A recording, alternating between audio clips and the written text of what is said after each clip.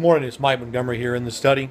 Looking at 1 Corinthians in chapter number 1 this morning and been working through that in our church on Sunday mornings for the last several weeks.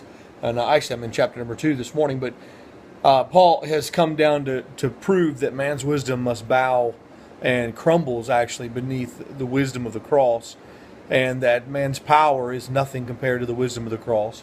And then in chapter number 2, he said, I determined not to know anything among you save Christ and Him crucified. So Paul is going to preach Christ to the church at Corinth and nothing else. He's magnifying Jesus Christ that they may come to the knowledge of Him, because until they have come to the knowledge of Christ, they are spiritually unable to perceive anything else. And it is only by the act of grace that there is an awakening and that God opens the eyes of the blind. And, when Nicodemus came to Jesus, Jesus said, the wind bloweth where it listeth. We knoweth not where it went or where it came from. And he said, but, we know there's been a difference made.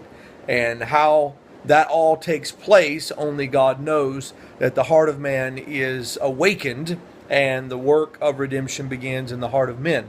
But Paul says, I'm not going to know anything among you save Christ and Him crucified, because you couldn't handle anything else. And he said, now we do speak wisdom of God to those who are mature, those who are grown up, but you're not. And we see that in chapter 3. But then this verse is what caught my eye this morning. When he says, in verse number 8, he said, which none of the princes of this world had known, talking about the mystery of the gospel.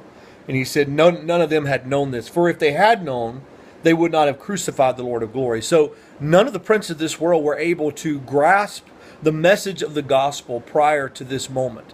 And if they had, by their wisdom and by their power, they would not have crucified the Lord of glory. And he says in verse number 9, he said, but as it is written, eye hath not seen, nor ear heard, neither is entered in the heart of man, the things God hath prepared for them that love Him. And we see this verse here often used to refer to a eschatological point of view, such in other words, what's going to happen in the end times. But I believe what he's referring to here is soteriology, or salvation.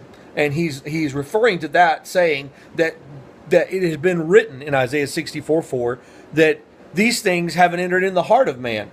And he said, verse number 10, but God hath revealed them unto us by His Spirit.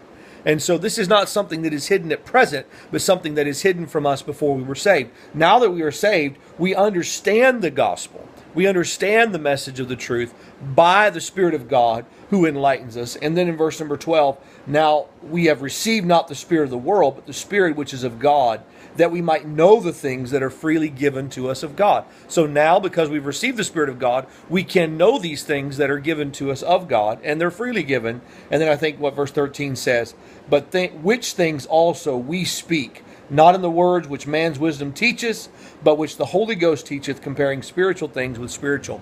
And so again, he's saying the things we have received, we are speaking them. And Paul is saying, when I was lost, I couldn't comprehend the gospel. But then the light of the glorious gospel shone in my heart. The light came on. I began to understand the gospel. Now I have received those things that were hidden from the foundation of the world. I understand them because the Spirit of God has revealed them to me. And now I have an obligation to go and speak those things to a lost and dying world. And so let me challenge you today, if you understand the gospel, you have an obligation to tell somebody about it.